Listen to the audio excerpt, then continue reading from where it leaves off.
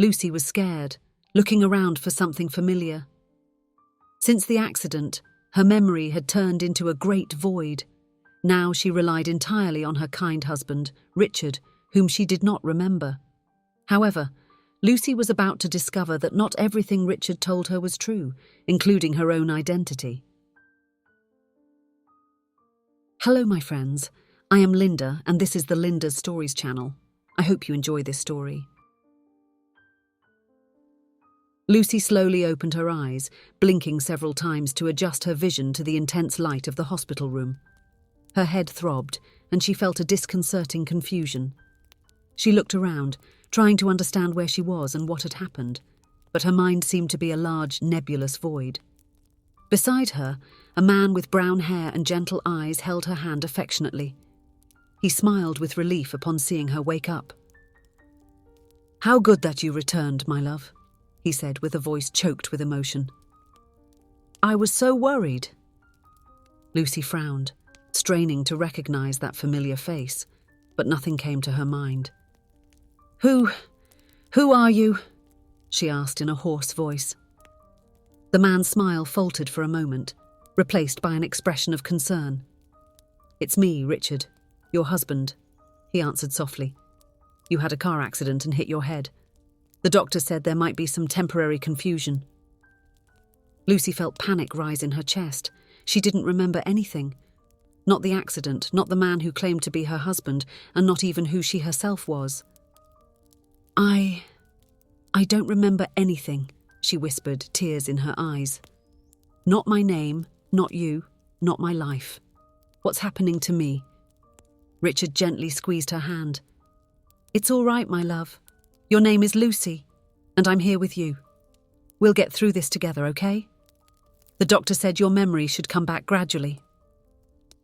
In the days that followed, Richard stayed by Lucy's side in the hospital, caring for her with dedication. He told stories about their life together, showed photos on his phone, and brought personal items from home to try to stimulate her memories. Lucy listened attentively, eager to recover the lost fragments of her existence.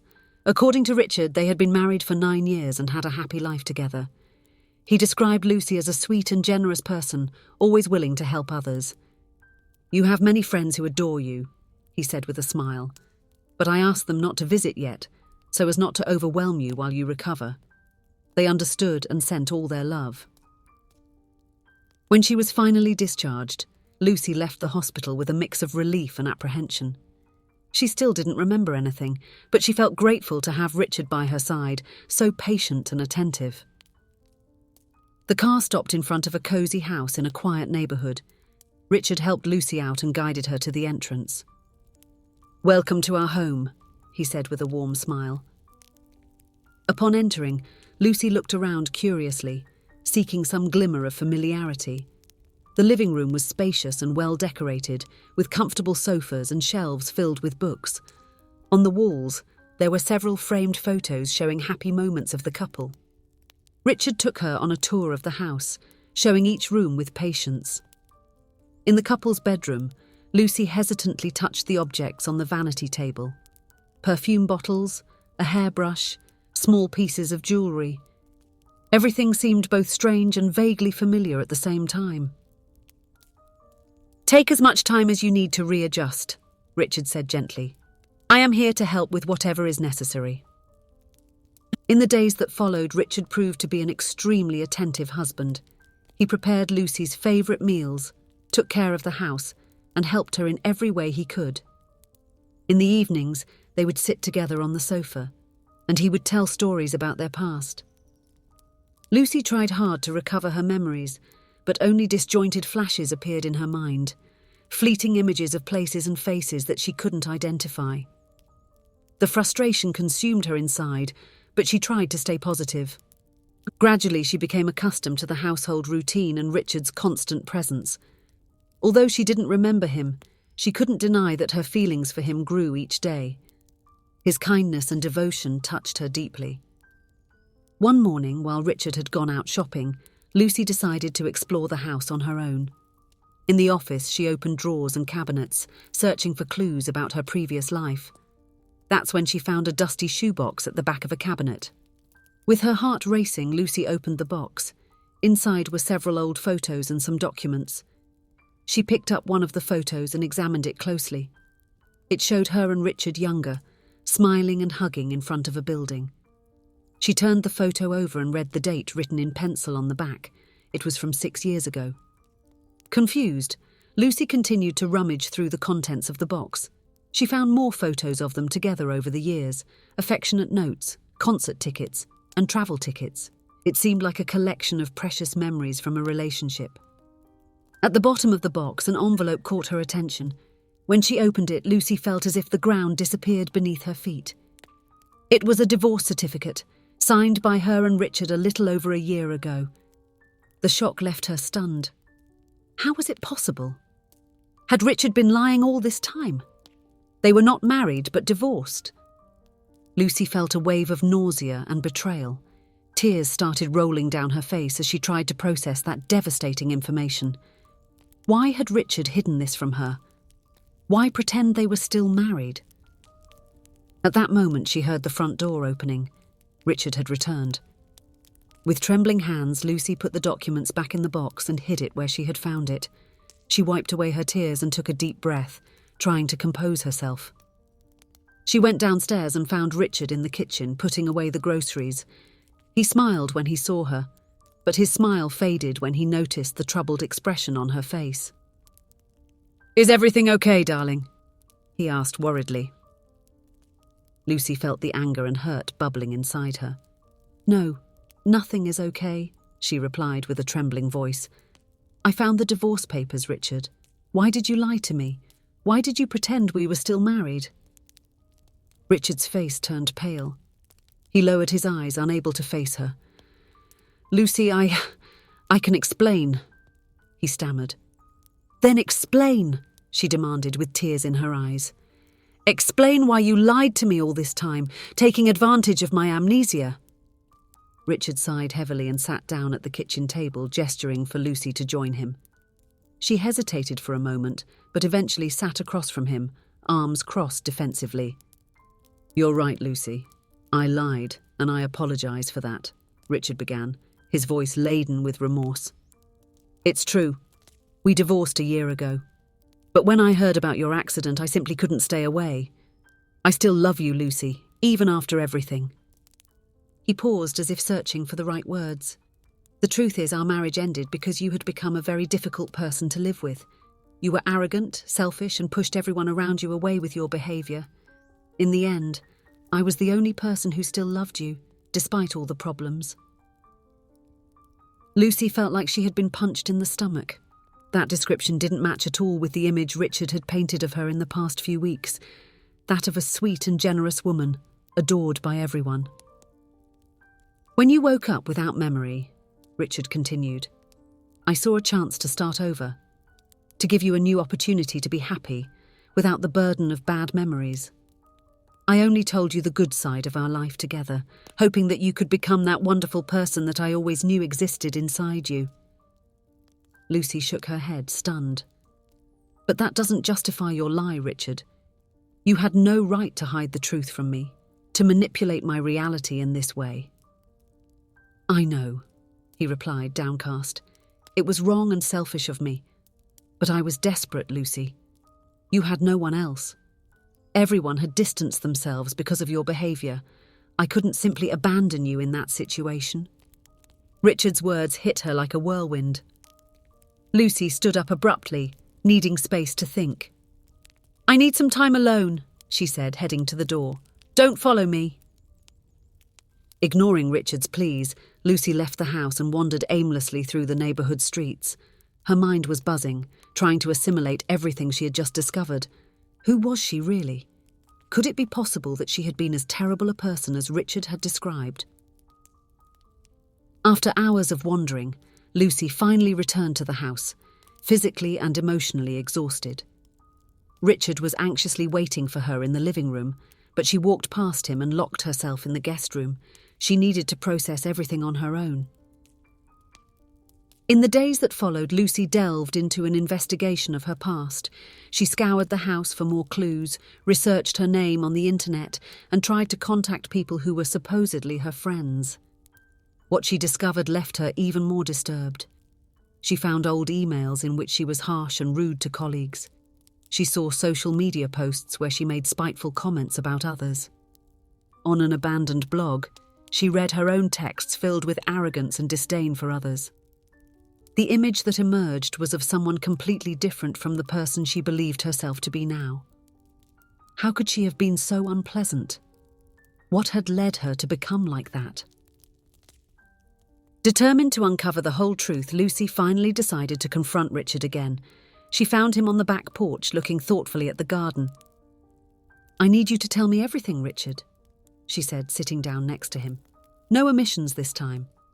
I want to know exactly how I was and what happened between us." Richard hesitated for a moment, but seeing the determination in her eyes, he nodded. "You're right. You deserve to know the whole truth." He began telling their story from the beginning, how they met in college, fell in love, and got married young, full of dreams. In the early years, they were very happy together. But as Lucy advanced in her career, she became increasingly obsessed with success and status. "You became extremely controlling and perfectionistic," Richard explained. "Nothing was good enough. Not me, not our friends, not even yourself. You constantly criticized everything and everyone." He described how Lucy started treating people around her badly, including him. She belittled him, pointed out all his flaws, and demanded that he change to meet her impossible standards. "I tried everything to save our marriage," Richard continued with a choked voice. "I suggested couples therapy, tried to talk, begged you to see what you were doing, but you refused to admit that anything was wrong. You said the problem was me, that I wasn't good enough for you." Lucy listened to everything in horror, unable to believe she could have been so cruel. Tears streamed silently down her face. "In the end, I fell into depression," Richard confessed. "Your constant disapproval and criticism destroyed me inside. I didn't recognize myself anymore. I had lost all self-esteem. That's when I realized I needed to step away to survive." He explained how the divorce process was painful and difficult. Lucy refused to accept the end of the marriage, alternating between fits of rage and attempts at emotional manipulation. When they finally separated, she cut all ties with him. "But even after all that, I never stopped caring about you," Richard said softly. "I knew that behind that bitter person was the sweet and compassionate woman I fell in love with. So, when I heard about the accident, I couldn't just ignore it." Lucy was in shock, devastated by those revelations. How could she have been such a terrible person? How could Richard still love her after everything she had done? "Why, Richard?" she asked between sobs. "Why do you care about me after I've treated you so badly? Why bother taking care of me now?" Richard took her hands in his, looking into her eyes. "Because I know your heart, Lucy. I know that deep down you are a good person who lost her way, and because despite everything, I never stopped loving you." Those words hit Lucy deeply. She realized how much Richard had sacrificed his own peace of mind to take care of her after the accident. He could have simply moved on with his life, but he chose to be by her side in a moment of need. In the days that followed, Lucy underwent an intense process of self-reflection. Although she had not yet recovered her memories, the revelations about her past made her question who she really was and who she wanted to be moving forward. She realized that the person she had become since the accident, kind, grateful, willing to help, was much more similar to her true self than that bitter and selfish woman she had been before. In a way, losing her memory had given her the chance to rediscover her essence. At the same time, Lucy found herself facing a dilemma. The feelings she had developed for Richard in recent weeks were real and deep. She loved him not for the past she could not remember, but for the caring and dedicated man she had recently met. But would it be fair to Richard to start a relationship with her again? He deserved the chance to move on and find someone who made him happy, without the burden of their painful past between them. After much reflection, Lucy made a decision. She found Richard in the garden, tending to the rose bushes that she had discovered were his favourites. "Richard," she called softly. When he turned around, Lucy took a deep breath and continued. I have spent the last few days thinking a lot about everything that happened. About who I was, who I am now, and what I want for the future. She paused, gathering courage. I know I caused you a lot of pain in the past, and I understand if you want to move on with your life away from me. You deserve to be happy, Richard. His eyes filled with emotion. Lucy, She raised her hand, asking to finish. But if you're willing, I would like to try again. Not as the Lucy of the past, but as the person I am now. Someone who truly loves you and wants to make you happy. Richard was silent for a moment, processing her words. Then slowly, a smile lit up his face. I would love that, Lucy, he replied with a choked voice. But this time, let's build something new together. No lies, no manipulations, just the two of us being honest with each other. Lucy felt her heart fill with hope and gratitude. She knew the road ahead would not be easy. She would have to deal with the consequences of her past actions, regain the trust not only of Richard, but of all the people she had hurt. But for the first time since she woke up in that hospital without memories, Lucy felt she was exactly where she should be. Next to a man who loved her enough to give her a second chance, ready to become the best version of herself. As she intertwined her fingers with Richard's, Lucy made a silent promise. This time, she would be worthy of his love. For Lucy and Richard, it was the beginning of a new journey, one in which the past would not be forgotten, but would serve as a lesson to build a better future. Side by side, they would take the first steps in this fresh start, with hearts full of hope and renewed love.